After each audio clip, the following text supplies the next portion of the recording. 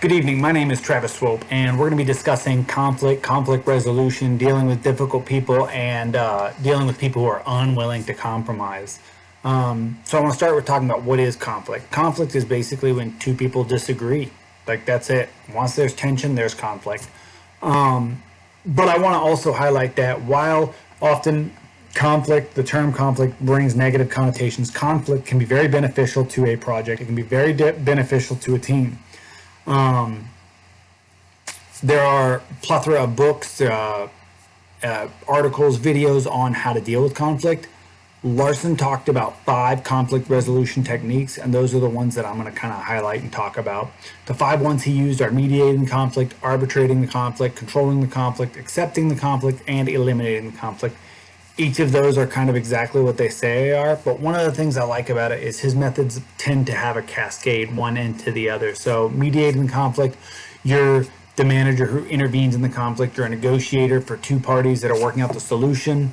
Often maybe you're going to offer an alternate solution or help them find common ground. However, if that's not possible, you then become the arbitrator of the conflict. In this method, you've heard both sides. You're going to come to a solution that is best for the project overall. Maybe not both parties, but what's best for the project. But it's really key that you as the leader don't take one side over the other. You're not trying to find who's right. You're trying to find out what's best for the project and the team. And you're going to do so in a way that's going to keep both in good standing, because it's not about pitting the team against each other. That you definitely don't want infighting. Third option is to control the conflict. And so managers in this case might reduce the intensity through humor, appealing to reason, finding ways to give them cool down periods, or maybe rearrange the work schedule so that those conflicting parties don't have to work together. You're basically controlling the elements that create that conflict.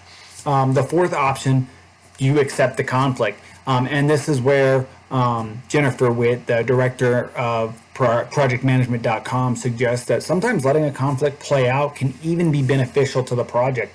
Again, it's especially effective when the team is a shared goal or an end state, since there are multiple ways to satisfy a goal. A conflict can find methods that may work to facilitate finding the best solution for the client. Other times you're just saying, hey, look, this group, this conflict, it's not going to go away. It's not detrimental to my project. I'm just going to let it go, and I'm going to accept that this conflict it's a part of this. And then the very last option is that he talked about anyway, or Larson talked about, is eliminating the conflict. This is exactly what it sounds like.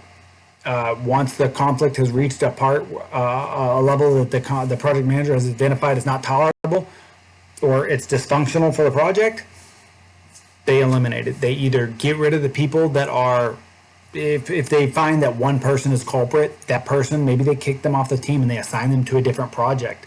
Or maybe they remove them from the organization if it's that big a deal.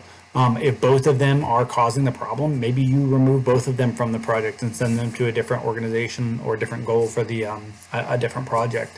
But that's generally, like, in my opinion, the highest level of conflict resolution.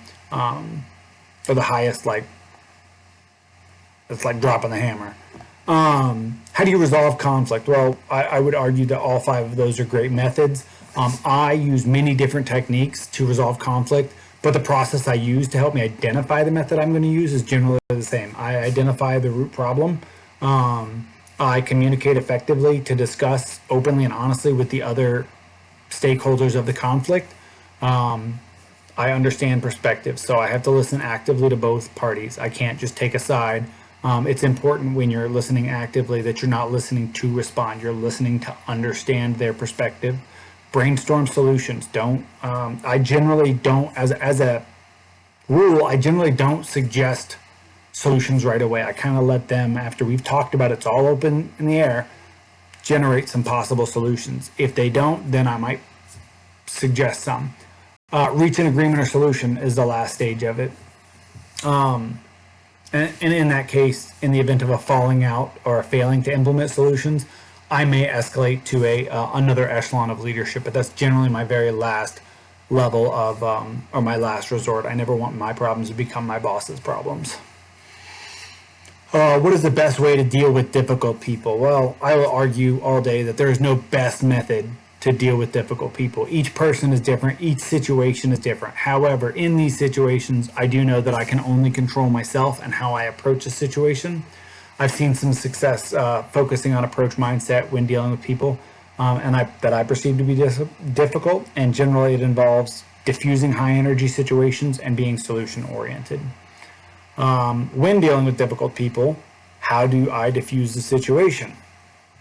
I diffuse the situation by remaining calm, first off, especially in high charge situations. Always remain calm, listen actively to both sides. Don't look for a spot that you can interject. Let them say what they need to say, and then avoid being reactive in your response. Don't take anything personally. Maybe they have a problem with the way you're doing things, and you need to listen objectively and be like, hey, is there something I can do to change to make this work better for my team? Set boundaries, communicate clearly what behavior is not going to be tolerated, and communicate that clearly to all parties. Focus on the issue. Try to ensure that the conversation focuses on the problem. Don't allow it to go into personal attacks. Don't allow it to go down rabbit holes. Try to steer the conversation back to the topic at hand and the focus of the issue. Generally, those solutions kind of work out to help diffuse situations. What are some strategies to deal with difficult people? Again, I argue that most of the things we talked about fall into that category. Jennifer Witt reminds us, again, CEO of projectmanagement.com, reminds us that most people are not setting out to be difficult. They don't wake up in the morning and say, hey, I'm just going to be the whole problem today. Often they're set up to be difficult. And sometimes you as the project manager are at fault, but it's not intentional. Often they've been placed in the wrong role. Maybe they haven't been trained for it, or they don't have support, or they're going into roles they hate. Maybe they've been given unrealistic deadlines with no agency to make changes, or they're unable to provide input on a problem which they have experience in, or that they have ideas to improve or fix, and they feel like they're not being heard. Or sometimes they're just in the wrong place at the wrong time, and we're perceiving them to be a problem due to an unconscious bias we have. And some things we can do are some of the things I mentioned earlier. Listen actively to their perspectives, let them feel heard, acknowledge the concerns, their issue, acknowledge the problem, their perspective or suggestions. At least acknowledge them. Even if you're not going to use them, acknowledge that they are a possible solution. Acknowledge their feelings. Ask them what they need. What do they need to be successful? Is it more detail? Do they need more time? Is it resources, help, support, training? And if it's something you can do for them, do it. The end state is the goal. Embrace any similarities you have with them. Maybe at one time you were in the same position they were. Maybe you were the difficult person.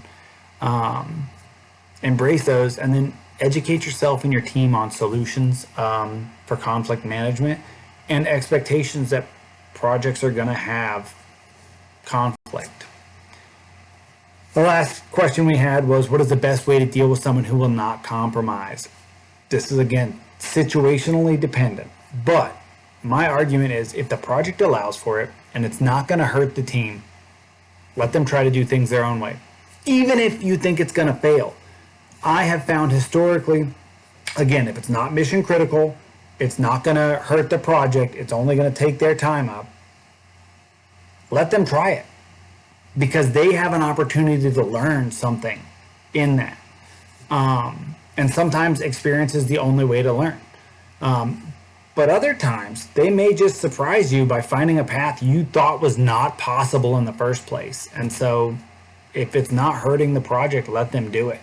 Now, if that's not possible, and assuming you've tried everything we've already talked about, and that you've listened to them, you've tried to propose solutions, you've tried to help them, and they're refusing it. They're just, I'm doing, this is the only thing, you're wrong, I'm right.